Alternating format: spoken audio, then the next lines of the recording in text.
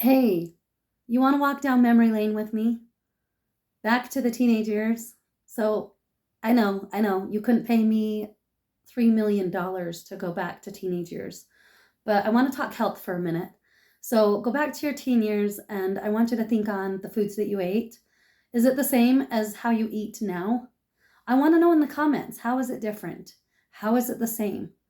So, my sister and I had to eat super healthy. My parents kept us on a strict diet for the first part of our life, super strict, super, super strict.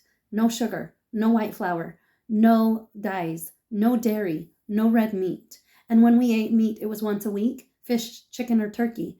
And so we ate a lot of salads, lots of fruits and vegetables, lots of nuts, lots of seeds. So many things that we ate growing up to help get our bodies better. And we were on the brink of death.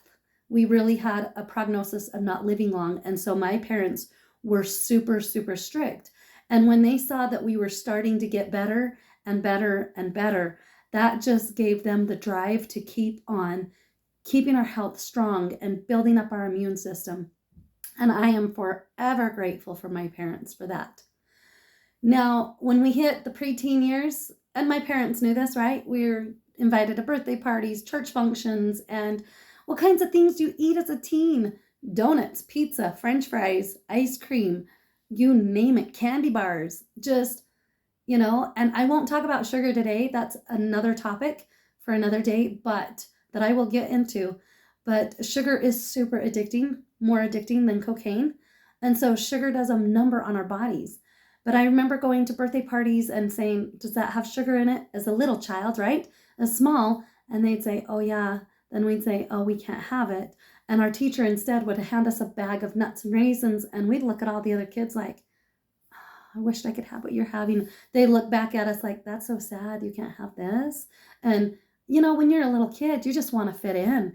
You don't want to be that weird one or the one that's just, not like everybody else. And I know as when you get to be an adult, you get to a point, at least I have, you don't care what people think. It's all about what you got to do. You do what you got to do, right? To help yourself out. And so it's not so much the outside sources that has an impact. So, of course, when we hit those preteen years and teen years, we want to fit in. Everybody else is eating pizza, ice cream. Well, why not? We're going to eat it. And dang, it was good. And when you're a teenager, think about your thought processes, right? You're not thinking about arthritis. You're not thinking about physical pain. You're not thinking about getting bloated later. You're just not thinking about that kind of stuff. And our bodies are sacred vessels, right? And we're not thinking about, hey, I have a temple, and we're just not thinking about that, right? We're invincible and we eat how we want. And it usually, most people aren't affected. I had really bad acne as a teen, and my dad would be like, it's all that sugar, it's all the greasy foods. And I'm like, I don't care. I'm going to eat it anyway because I like it. And so I just, so some people go through life and nothing ever phases them. You look at them and it's like, wow, they can eat anything and do it. And they're so trim all the time. And how are they doing it? And it's like, it will catch up to us in one form or another, right? Food affects people differently, but it affects everybody on all of these levels to different extents, right? Due to makeup and whatever, our genetic makeup. So we've got spiritual. Food does affect us on a spiritual level. It affects us on an emotional level, a mental level, and a physical level. So I like to think long term about my health. I want to be in a place where I'm in my 80s to where I'm self-sufficient, or 90s or 100 if I make it that far. That's not my goal, but I don't know when God is going to call me home, but I definitely want to have my health and to where I can take care of myself. That's always been my driving force. So it's important to think about, and I want you to compare, how is it now versus when you were a teen? Do you eat the same way? Maybe you do, maybe you don't. A lot of adults are more conscious, and if you have a family, you want to feed your kids healthy foods, and so you're thinking about that. So I've been on my journey, and I'll get into a different time of the different diets that I've done and what I absolutely love about them, and maybe not so much. But it is so important to focus on how we're going to fuel our bodies. You don't have this Ferrari car, or think of your most favorite sports car. If you could have one, what would you drive? And if you had one, you wouldn't put the lowest octane of gas in that car to fuel it. You would put the highest octane of gas to have it be at its high performance, right? And so our bodies, they need good fuel to get the most out of our foods. We have to eat good foods and whole foods so we can fuel our bodies, so that we have the energy to take care of life that comes our way. So I would get really frustrated because a lot of people would come up to me and tell me, I could never eat how you eat, because I've been on and off with different things, and I just listen to my body, and they'd say I can never do that. And it was getting to be a problem to where I was affected by it. I was bothered. I allowed myself to be bothered what other people would say. And so I'd come home to my husband and I'm like, gosh, it's like they want to put me on this pedestal, but I'm not anybody special. Anybody can do it. It's not a difference of it's not a matter of can, it's will. So that was finally my retort to people when they said I could never do that. I would say you most certainly can do that. Anybody can do that. It's will you do that? And unfortunately, it takes a lot of people coming to a crossroads in their life to where they're like, I'm done. I'm done feeling sick. Or maybe you have been diagnosed with cancer or something debilitating, and it really makes you think about your health. And so that's what it took for me to finally realize that this is having a huge impact on my emotional health and my mental. And it was, of course, affecting me spiritually and physically as well.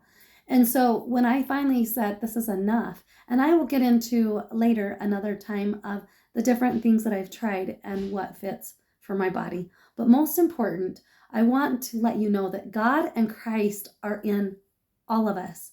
And so they talk to us all the time. And that even includes everything we're putting in our mouth. And whether it's drink or food, we get feedback.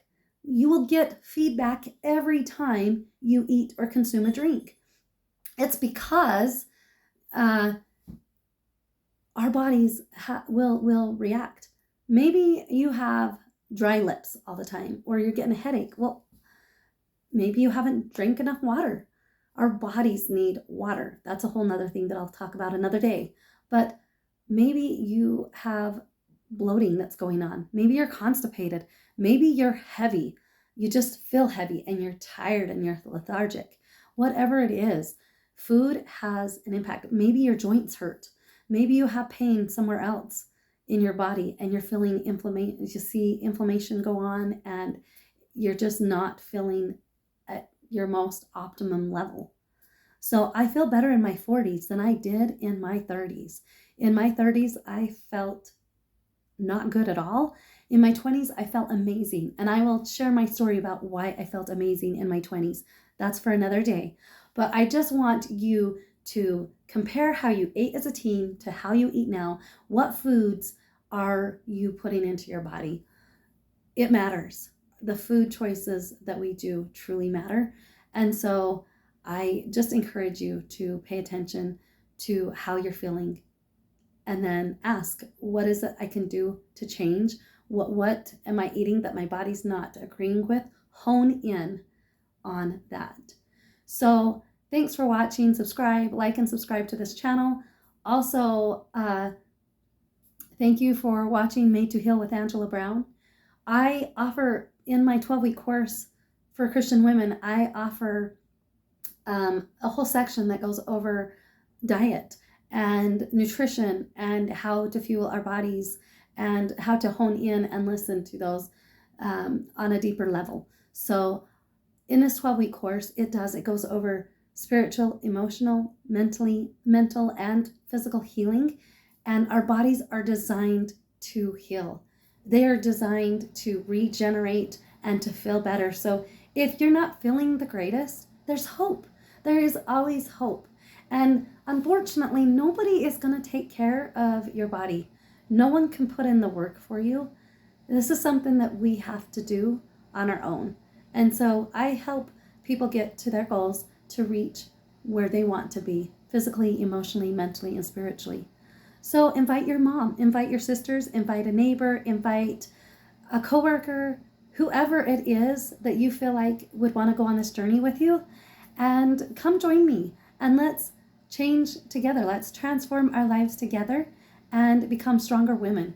God needs stronger women of faith, of emotional health and mental health and physical health now more than ever before. It is time. It's time to get that connection with God, ourselves, and others around us. It's so important to take our lives back, and this is one of the ways through our diet. So it's through how we're fueling our bodies. So that's my challenge to you, is to fuel that body. So the link to that 12-week course for Christian women is going to be in the comments. It starts April 1st and it ends June 17th. It is an hour and a half class each week where we go over things in depth, and you get a one-on-one 15-minute phone call each week to help you reach your targeted goal areas. So that link is in the comments below. I would love to walk your journey towards healing and help you spiritually, emotionally, mentally, and physically. I don't have all the answers, but I do know I struggled with suicidal thoughts and depression for 30 plus years with my physical health and my emotional and mental health as well. And I was able to come across tools. God and Christ, literally, after I hit rock bottom, they showed me tools, and I have been practicing so many things going on 9 years, and it has literally been transforming for me. And so I know that is my mission, and my goal in life is to help women reach the same journey and beyond. So come join me and click on that link below. Thanks again for watching Made to Heal with Angela Brown, and please like and subscribe. God bless. Have a great day.